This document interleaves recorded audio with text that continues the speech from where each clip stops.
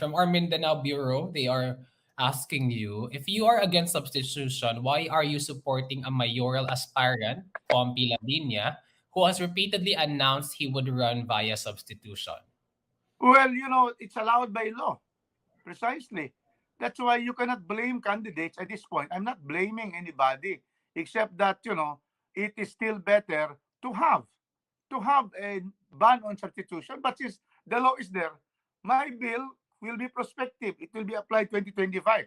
But getting that experience, then we should do that. In the case of my candidate for mayor, Pompey Laviña, he has to finish many unfinished business in the Fibidec Industrial Estate of which he is the administrator. There's also a good reason for that because it's allowed by law. So there are those who filed uh, who are in place, placeholder for him. Like President Digong, when he ran, he said he's going to have, he did not file on the deadline because he's going to have consultation.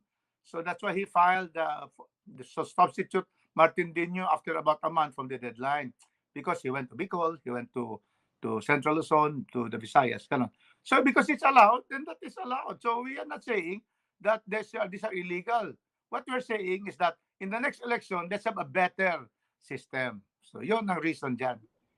But Congressman Rufus, di ba sasabihin ng mga kritiko nyo, hindi ba parang hypocrisy to, case of hypocrisy, because you are advocating against substitution, but then your allies themselves are availing of this. And ikaw mismo nagsasabi na ba't hindi na lang direktang tumakbo, bakit pa kailangan substitution, pero yung iyong manok, kumbaga, sa Cagayan, sa Mindanao, ay nagsasubstitution. How would you defend that?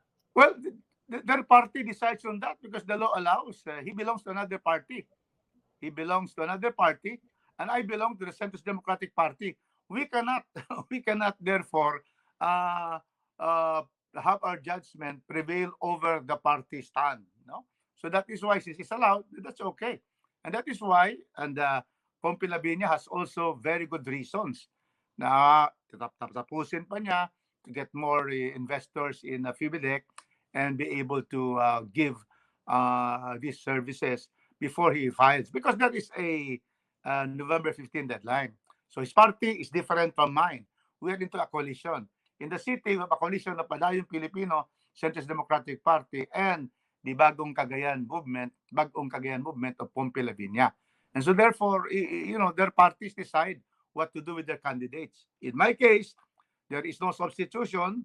I have filed and I'm going to run for congressman of the 2nd district of Cagayan de Oro. So we cannot really control our coalition partners.